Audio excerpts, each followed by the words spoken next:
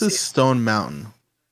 I actually had no idea about Stone Mountain until Raj explained what that was for me. It's like Mount Rushmore, but for the Confederacy.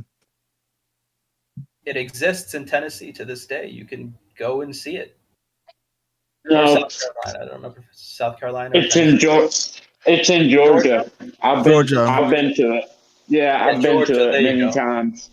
There you go, Georgia. It's been to Georgia. I'm from yeah. Thank you, Zemo. Absolutely. Thank you, man, for clearing that Yeah, up. no problem. But yeah, it is. I mean, it's a monument. It is basically a Mount Rushmore for the Confederacy, and we obviously have heard the discussion across the years about the removal of Confederate monuments, and that debate is real, and that debate will continue. But it's informed in many ways by the lost cause mythology that is just so ingrained in Southern identity, and at this point the country on the whole. Mm-hmm. But what's so interesting about Stone Mountain? This is when it gets a little much more contemporary. So we're gonna fast forward a bit. You know, everyone kind of knows what the Civil Rights Act was. We study it very deeply, and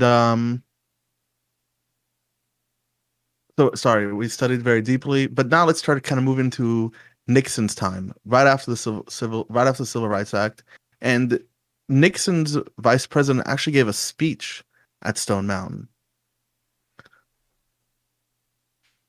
Absolutely, yeah. Spiro Agnew, he gave his speech at Stone Mountain, and this was a topic and appealing to former Confederates, appealing to the South as well, as specifically became such a major part of political tactics, especially in the modern day Republican Party, which is very interesting. The former party of Lincoln, appealing to the South, and appealing to the South and the Confederates. This speech directly in front of Stone Mountain is just very telling. It's an endorsement of the monument. It's endorsement of the traditions of this lost cause kind of identity, and we see that over time through the work they did in the Nixon administration. I think Donovan has actually a great quote about that and the drug war he could talk about. Yeah, we'll talk. But I think the first thing we'll do, we're kind of gonna play the beginning of a video about Nixon and how blatant Nixon's racism really was. Let me just pull that up. The Supreme Court decided Roe v. Wade in January 1973, removing most restrictions on abortion. President Nixon told his special counsel, Chuck Colson, that even though he believed abortion encouraged permissiveness, it shouldn't always be out of the question.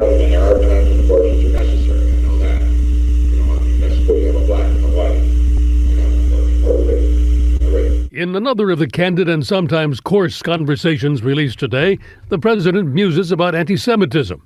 He's talking to evangelist Billy Graham and worries about reaction to the Washington visit of Israeli Prime Minister Golda Meir because Israel has just shot down a Libyan passenger plane. This anti-Semitism is stronger than we think, you know. It's unfortunate, but this has happened to the Jews. It happened in Spain, it's happened in Germany, it's happening, and now it's going to happen in America if these people don't start behaving. If these people don't start behaving, abortion, you know, it's only right, you know, it's a black guy and a white guy. Even right after the Civil Rights Act, there was this type of reaction that elected Nixon, someone who's blatantly racist, into office. Now, if we ever have an idea that, oh, maybe he wasn't really racist and this is just like, you know, how people talked back in the day. Now, this is a quote from John Ehrlichman, who was a counsel to Nixon during his administration. And he says this: "You want to know what this was really about? The Nixon campaign in 1968 and the Nixon White House after that, we had two enemies, the anti-war left and the black people. You understand what I'm saying?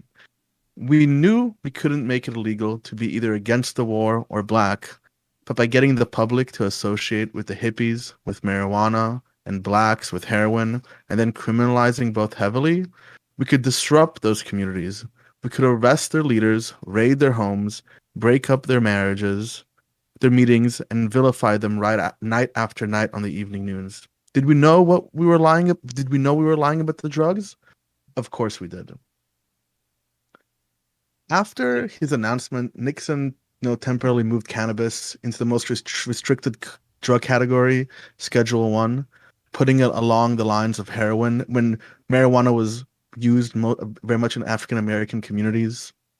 And even when Nixon was told by his experts that making the drug war wasn't going to help, that marijuana isn't like heroin, he entirely ignored the position of experts.